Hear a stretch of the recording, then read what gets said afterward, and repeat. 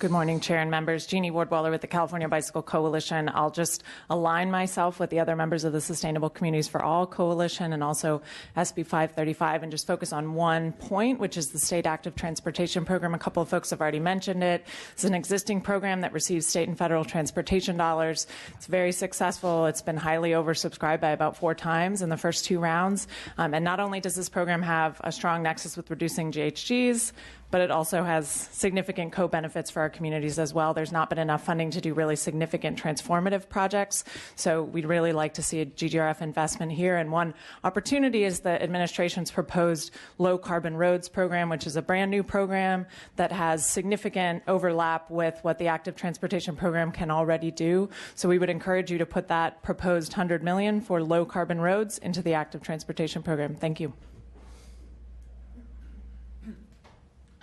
Good morning. I'm Bill Sadler with the Safe Routes to School National Partnership, also a member of the Sustainable Communities for All Coalition. And I'll echo what has previously been said for the overarching program. And I just wanted to also voice support for shifting money from low carbon roads into the active transportation program. Safe Routes to School is a national movement and a big part of the ATP to encourage kids to walk and bike to school, to put infrastructure in place to make it safer. And these projects are a big part of ATP, and with a program that's so heavily oversubscribed, we're not getting enough money to get projects in place to make it safe for kids to walk and bike to school, as well as the many co-benefits of the other cap and trade programs with transit and urban forestry and park space. You know, we need our communities to be safe for our children, so we encourage you to consider shifting the money into ATP, and we also voice support for the what has already been said by our partners. Thank you. Good morning. My name is Veronica Garibay, and I'm the co-director to Leadership Council for Justice and Accountability. I'm based in Fresno. We work directly with low-income communities of color throughout the San Joaquin Valley and the East Coachella Valley. Many of those communities are actively working to secure GGRF dollars to make their communities healthier, more sustainable, and more climate resilient. I'd like to echo support for some of the comments that some of our colleagues have already made. We obviously support continuous appropriations of some of the programs that are already in existence. We strongly support the governor's proposal of the Transformational Climate Communities Program. We think that a program like that could truly be catalytic for communities, especially low-income rural communities in our inland regions of our state. We really encourage you to support the program as is outlined by AB 2722 by Assemblymember Burke that Alvaro just recently mentioned. We'd like to see the current proposal in the budget increased to really see catalytic investments throughout the state. We also support a shifting of the $100 million to low carbon roads to the state's active transportation program. We have worked actively with community residents and local jurisdictions in rounds 1, 2, and now in round 3 to develop projects and apply for those dollars because of the GHG nexus and because of the shift in mode that it provides to community residents to access basic services. Finally, we also, not currently in the budget, I believe we'd like the legislature to really consider establishing a technical assistance program. We're learning from the Strategic Growth Council's pilot technical assistance program right now through the AHSC program. We'd like to see that established throughout. Assemblymember Garcia and Assemblymember Alejo currently have 2 bills touching on this issue. We'd like to see that across the programs and think it could be really beneficial to disadvantaged communities, not just to accurately estimate GHG emissions, but also to get strong measurements on the co-benefits. We want to make sure that disadvantaged communities that we're maximizing benefits for these areas. Finally, we really express strong caution on some of the waste diversion programs. What we're seeing on the ground with some of the investments in anaerobic co-digesters and dairy digesters they're in some cases creating localized negative impacts. We're seeing more NOx in the air in the very same communities that we're trying to protect. We're also seeing waste being trucked into these facilities, which create additional air quality problems for our communities. Many of these facilities will be located in the San Joaquin Valley, and we really want you to think about that as you consider these programs and make sure that these funds are not creating any negative localized impacts for the very communities that the state is trying to protect. Thank you. Good morning, Chair and members of the committee. My name is Kula Koenig on behalf of the American Heart Association, American Stroke Association. Similar to what my colleagues have said, looking at shifting funds from the Low Carbon Roads program to the Active Transportation program. I'm specifically looking at the Safe Routes to School program, which is something the American Heart Association really supports, increasing, walking and biking to schools. That's important, but also the benefits of Safe Routes to School program include creating communities to be more cohesive when they're walking and biking to school. Kids are also more focused when they get to school after exerting some of that energy through walking and biking. But more importantly, we look at the physical activity that gets to happen with that as well. Looking at it from a public health standpoint, we know that obesity and overweight and also physical inactivity costs our state approximately $41 billion per year. So when we look at this from a public health perspective, we want to increase the amount of biking and walking that happens. And so specifically asking for funding for safe routes to school. It's a win-win for the environment and for public health. Thank you. Good morning, Mr. Chair, committee members. My name is Kent Leacock. I'm the Director of Government Relations for Proterra, the leading U.S. manufacturer of zero-emission battery electric buses with our corporate headquarters here in California, as well as manufacturing facilities in California. And I'm here to support the $500 million budget allocation for the low carbon transportation programs. However, I would like to comment that while $500 million seems like a lot of money, when you allocate it out for all of the worthy entities that fall under this program, you end up a little bit short. For example, it was mentioned that there was a recent program that had $24 million available for zero-emission buses, and it was oversubscribed to the tune of almost $400 million worth of projects, which includes over 25% match from the applying entities, so that it shows that they have a large amount of skin in the game with these projects. Many of these projects would benefit the San Joaquin Valley, Central Valley, where they have some of the worst air quality in the state. So I would urge that not only do you approve the governor's $500 million allocation, but you look at increasing that for the next 3 years on an annual basis to allow for many of these shovel-ready projects that will grow jobs, reduce greenhouse gases right here in California. Thank you. I'd like to echo Kent's comments as well. My name is Urvi Negrani. I am the Director of Marketing and Business Development at Motive Power Systems, and I also want to ask you to increase the amount of money for low-carbon transportation funds. Also, recognizing the fact that last year there was supposed to be $350 million going to that, and it was shortchanged by $260 million. A lot of programs that were in the investment plan got cut. A lot of projects that were shovel-ready have been put on hold indefinitely until this budget is allocated. And a lot of the things that were in the pipeline for this budget year have been eliminated unless you add additional funding to make up for that $260 million that wasn't allocated as part of the 15-16 budget. Now, if you were to allocate all of that money, there are shovel-ready projects ready to go in a variety of sectors from light duty to heavy duty. Motive Power Systems is a local, small California business. We design and manufacture locally in California. The majority of our component suppliers, from metal fabricators to coolant pump makers, are Californian businesses, the majority of which are in Assemblymember Gordon, in your district, where I was born. The majority of our projects, in fact, all of the projects in our portfolio right now, are operating in disadvantaged communities in the San Joaquin Valley and the South Coast Air Quality Control District. We have projects for all-electric school buses here in Sacramento. We have delivery projects working with public fleets, as well as delivery projects with private fleets. Now, these fleets have very specific concerns, because if they're providing match dollars to a grant, they need to know that in advance to get their match dollars approved on a fiscal year calendar. Delays in funding that budget mean that sometimes their match goes away. The PO expires. Their internal approvals lapse. We suddenly don't have the ability to partner with the U.S. Postal Service or to work with school districts who must do training at a set timeline. So I urge you not only to fund the low-carbon transportation at a higher level than that $500 million, at least $670 million is going to be needed on a 3-year appropriations basis to actively achieve the goals that the governor has set. But in addition to doing that, to do so immediately, because we really can't wait for these benefits. Thank you.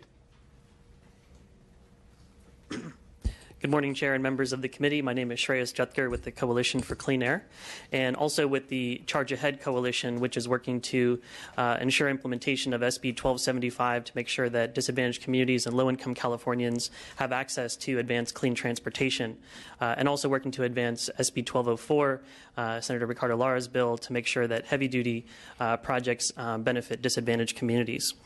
Along with other speakers who have already come before you, we support at least the $500 million the governor has proposed for low-carbon transportation program, but do urge an increase of that investment in advanced clean transportation to the tune of $670 million a year for 3 years. We believe that is the investment needed to meet state goals regarding greenhouse gas reductions and increasing social equity in transportation, not just AB 32, but the two Senate bills I just mentioned. Funding was not fully appropriated for the low-carbon transportation program last year. It was just mentioned. And so there is pent-up demand in the light-duty projects as well as the heavy-duty projects that was mentioned. So while the staff report singles out the Clean Vehicle Rebate Project as having a backlog and pent-up demand, I just want to emphasize again and reiterate again that all these projects under low-carbon transportation reflect pent-up demand for the rebates, vouchers, and grants. And I want to especially highlight and urge consideration of funding for the equity pilot projects and the heavy-duty projects that have been starved for funds. These not only have the greenhouse gas reduction benefit, but they have significant co-benefits for disadvantaged communities, including improving air quality and public health, and also job creation and business development, as was just mentioned by the two private firms that spoke before me. I also want to just clarify a new change to the Clean Vehicle Rebate Project that went into effect at the end of March that will better direct these incentives to Californians that most need the incentive to influence their purchasing decision. There's an income cap on that on eligibility for that project, as well as increased incentives for low-income Californians. We believe that those changes are in the right direction. We could, in fact, reduce the income cap further, but the main point is that over time we're going to see that clean vehicle rebates are going to be better directed to the Californians who most need them to influence their purchase decision. I also just want to mention again that the heavy-duty projects, because they involve investment from the private sector, that appropriating these funds will actually allow private investment to flow to advance clean transportation in California and continue the significant co-benefits. Thank you.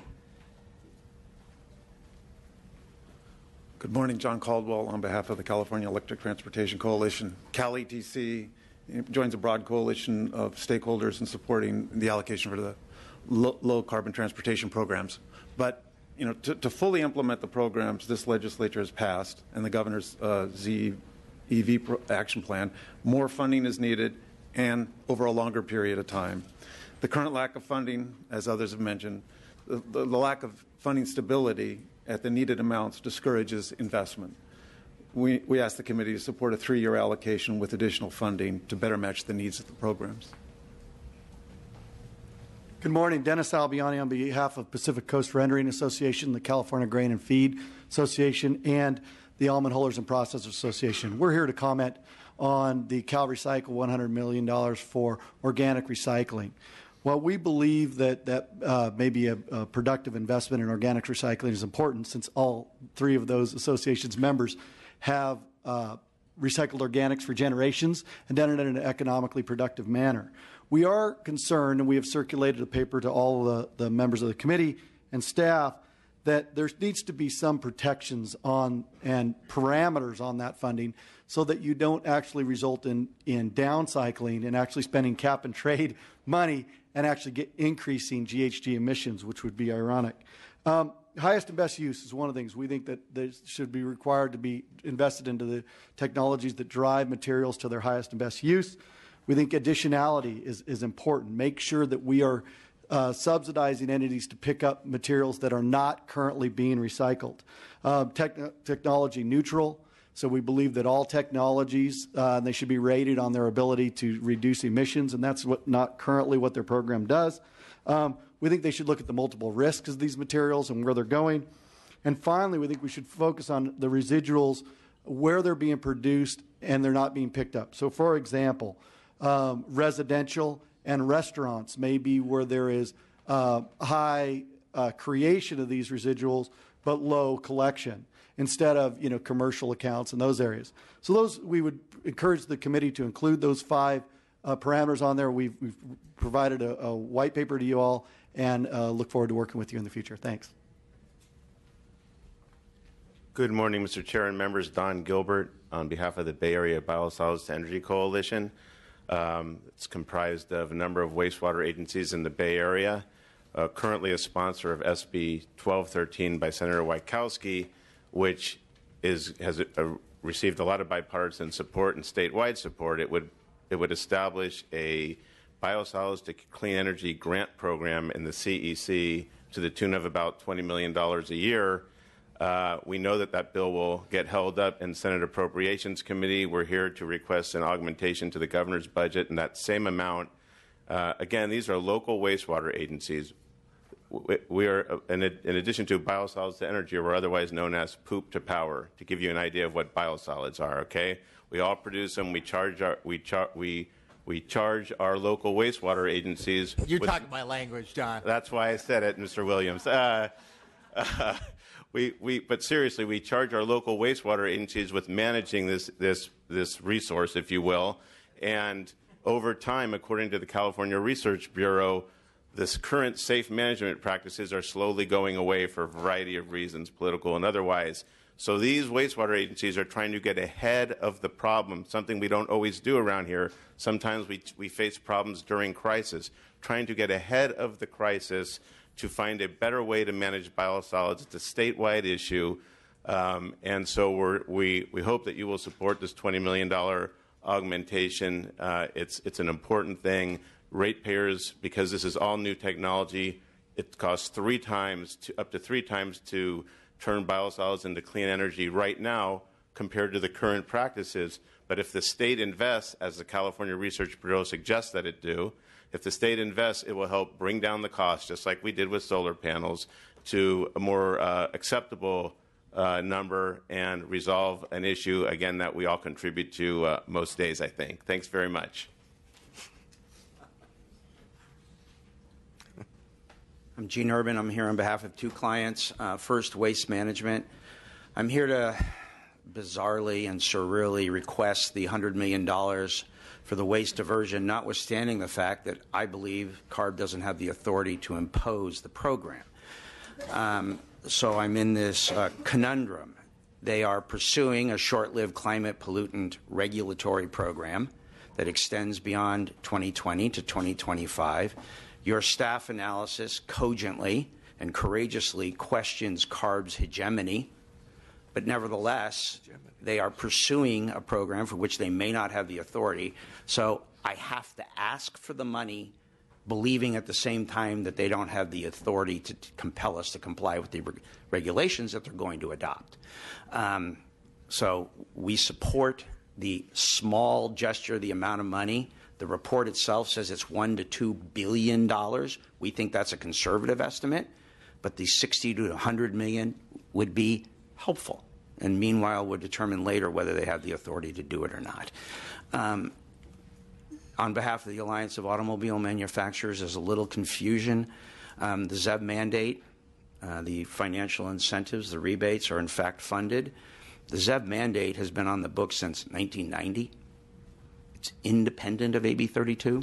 It existed well before AB 32 and will exist long after AB 32. The ZEV mandate itself is 15% of new car sales in the year 2025. So there's a lot of confusion right now about the legal authority under which CARB is acting. This is a good example. The ZEV mandate, I would argue, is independent of, perhaps complemented by AB 32. The short-lived climate pollutant thing, there is no authority, arguably. And in the absence of legislation, there will be no authority. Nevertheless, we're funding it. So on that basis, I support the Clean Vehicle Rebate Program on behalf of the Alliance of Automobile Manufacturers and the waste diversion appropriation on behalf of Waste Management. Thank you.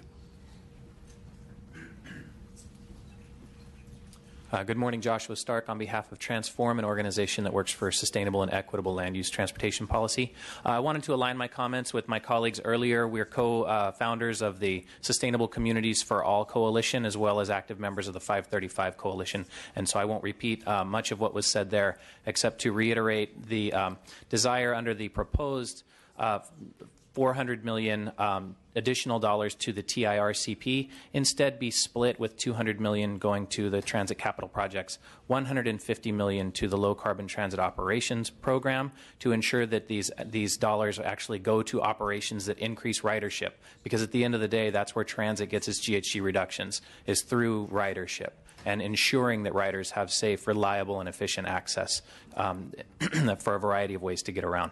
And then a $50 million program aligned with the goals of AB 2222 of Mr. Holden that would create a transit pass program throughout the state for K through 12 and college students in order to not only achieve dramatic reductions, which are well established through research in greenhouse gases, but to also provide a 4-year or so, up to 12, right, with K through 12 framework where people become used to having efficient, reliable transit as an alternative for getting around, and are then able to adequately and effectively use the systems within their locales. Students in community colleges and K through 12 students overwhelmingly tend to remain local after schools, and so having a real solid understanding of their local transit systems is an additional benefit to that program. Thank you. Good morning, Mr. Chair and members. Valerie Torella-Vlahos with Pacific Gas and Electric Company. Thank you for being so generous with your time, and I'll be brief because you've heard from PG&E before in your informational hearing on the tree mortality task force that PG&E is supporting either through the CAL FIRE proposal or through an augmentation support for the above market costs of biomass energy. So we look forward to working with your committee on that. Thank you. Mr. Chairman and members, Eloy Garcia for the California Manufacturers and Technology Association and the Western States Petroleum Association. I believe I will be your first witness here who's not actually asking for funding. Our members, our manufacturers, our refiners are actually obligated parties under the program. We have a slightly different interest. All of the programs that you've heard for about an hour, about 30 or 40 speakers, in the last hour, you have not heard anything about actual reductions in greenhouse gases. You've heard about a lot of worthy programs, no doubt. Housing, transportation, technology development, market support programs, all worthwhile without question. But we didn't hear a single thing about actual greenhouse gas reductions. We heard a very loose relationship to greenhouse gases, and we heard a lot of loose talk about goals of California. We have actual goals with actual requirements that are measured in the form of tons. By 1990, the statutory authority that you have now for which you are operating this program requires that we reduce 70 to 80 million metric tons by 2020. Those are actual tons that are measured. We have that obligation. The funding that you appropriate should come with a similar obligation to actually show actual tons, not just good goals, not just good objectives. What we heard a lot here today are programs that, again, while perhaps worthwhile, probably should be funded out of the general fund, out of a housing program, out of a transportation program, out of a technology fund. But a greenhouse gas program has to actually reduce greenhouse gases, measured, quantified, verified in actual tons. We lost sight a long time ago during this discussion about what you have gotten to date. $2.6 billion have been appropriated in 2 budget cycles, 14 million metric tons over an 80-year time span. That's almost trivial. That you can do better. You should be able to do better. We should be requiring that programs and projects are actually quantified and that they're verified and that they have some relationship to the actual reduction requirements. By 2020, it's 70 to 80 million metric tons. If the housing is going to get it, so be it, but quantify it, verify it, and put it into the inventory. If it's glass manufacturing, if it's the new transportation programs, if it's the electric vehicle rebates, spend $3 billion if you'd like, but verify it, quantify it, and put it in the budget. Right now, there is absolutely zero relationship between the back-end spending, the reductions, and the actual obligations. So while we're not here asking for funding, what we're asking for is results. And you should be asking for results as well. I think your constituents should expect that. This is all public funding, and there is no greater indication of our priorities than how you spend public funding. So you ought to spend it to get actual reductions, and you ought to demand that they be quantified, verified, and that there be some relationship to the goal.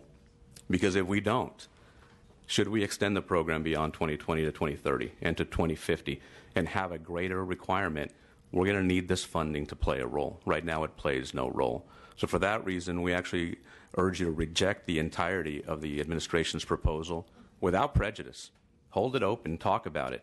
And we'd encourage you to establish a stakeholder process that includes not just folks that are asking for funding, but folks and parties that have obligations under the program, because it all has to fit together to get to our greater emission reduction goals in the end. Thank you very much. Thank you.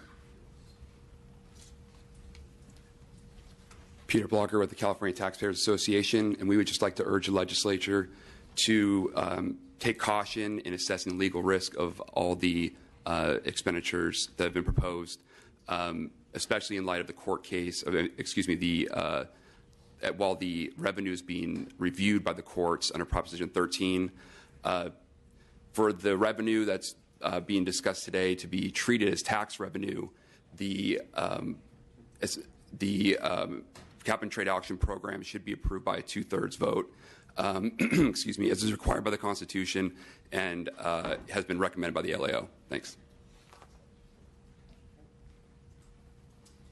Good afternoon, Mr. Chair and members. Andrew Shane from the California Association of Food Banks. We represent 43 food banks across the state.